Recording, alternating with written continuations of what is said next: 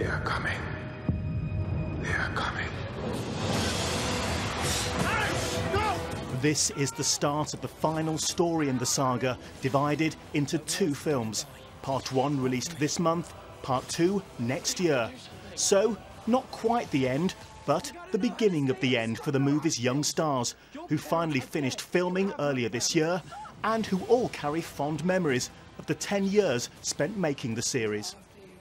It's been immensely happy, you know, for most of it. I've really enjoyed working with everyone I've got the chance to work with. I was given this mind-blowing opportunity at the age of 11 to not just to work with these amazing actors, but also to have the chance to learn on the job. What were the emotions when they finally called cut on that last day? It was overwhelming. It just felt like the end of a world of mine. Since we finished filming a few months ago, it's kind of been quite a weird.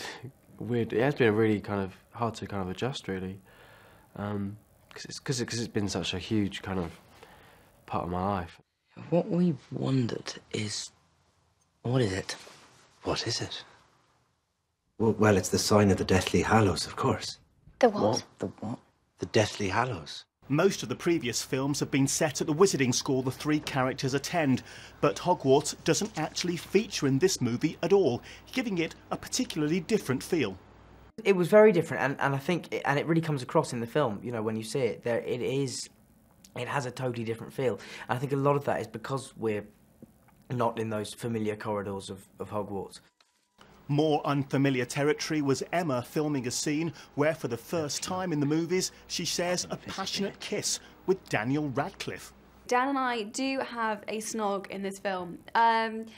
It felt very weird, I have to say. In a way, I feel like not really knowing an actor that well and kind of like doing it would be easier, but having so much history, so much history with him was just really felt very weird.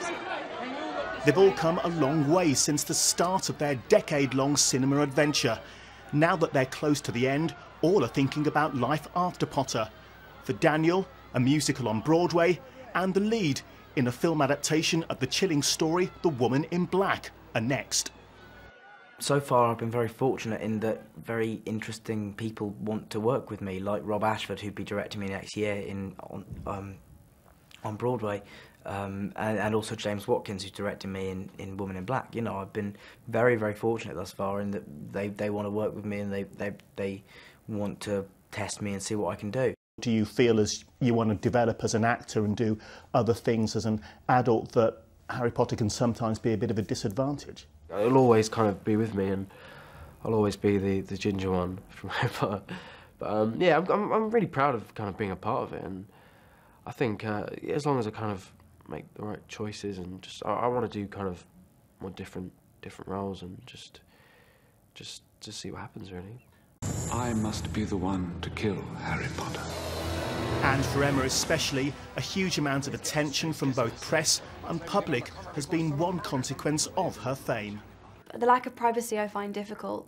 The lack of anonymity. You know, you can't go to the Boots or the pharmacy without someone being like, "Oh, you're the girl from Harry Potter," and I'm like, "Yeah, I'm just buying my tampons." See you in a bit. So it's a bit awkward sometimes, but yeah, I don't know. It's a bit surreal. I'm not gonna lie, it's a bit surreal.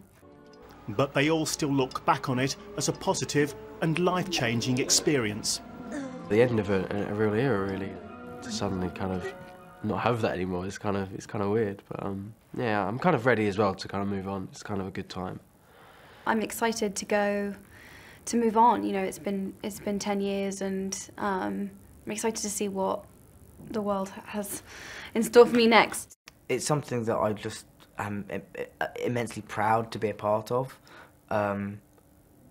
But you know, 10 years is a long time, and it's now, you know, I'm ready to walk away. You really don't stand a chance. And no doubt millions of fans will find the final end of the Potter films as emotional and moving Help me! as Daniel, Emma and Rupert have. Lisa Mazimba, BBC News.